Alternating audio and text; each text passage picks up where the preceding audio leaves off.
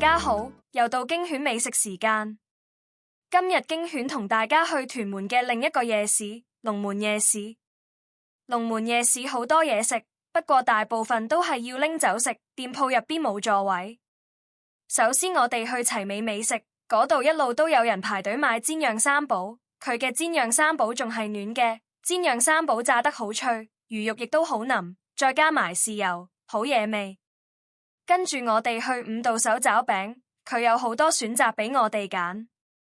我哋揀咗黑椒牛柳絲、台灣香腸、肉鬆同生菜，加埋蜜糖芥末醬。佢即叫即整，需要等一啲時間，大概等咗10分鐘就有嘢食。落咗咁多料，呢個手抓餅非常之豐富，材料係自由配搭，驚犬完全冇諗過夾唔夾，原來擺埋一齊都幾夾喎。個手抓餅煎得好脆，全部餡料都好多。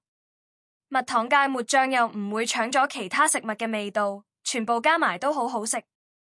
跟住我哋去咗摩登士丹利買嘢飲，呢度嘅選擇都幾多，有奶茶、咖啡。不過我哋叫咗細路仔鴛鴦，即係好立克同埋阿華田。雖然呢兩款嘢飲唔特別，不過加埋一齊就好少有得賣。杯嘢飲好有童年嘅味道，真係覺得自己翻細個嗰陣。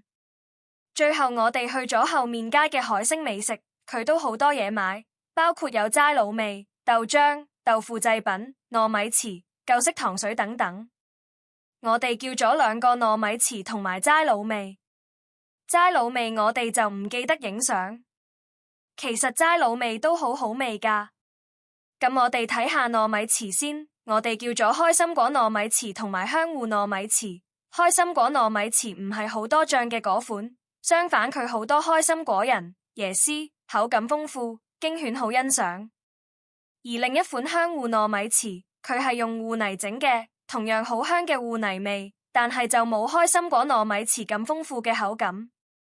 龍門居呢邊仲有好多宵夜美食，不過驚犬今日就食唔晒。如果大家有興趣嘅，都嚟到屯門夜市度食下啦。